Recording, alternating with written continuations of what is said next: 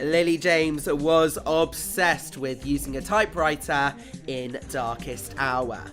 The 28-year-old actress stars as Elizabeth Layton in the critically acclaimed movie, where she exclusively told Bang Showbiz that she had both lessons and anxiety in using the machines. How was it learning how to use a typewriter? Because that's a skill. It's a real skill. I'm glad you noticed. Yeah, I actually did 6 weeks of lessons, and I had this wonderful lady come around and she was very sort of diligent, and they're hard. The keys are really there's a lot of pressure, so you have to really, like, my fingers got really muscly, and I became really obsessive. I sort of thought, if I can get the typing right, it will be fine. All my anxiety went into the typing. Film has received critical acclaim, and Oldman recently won the Golden Globe and a Screen Actors Guild Award for his performance.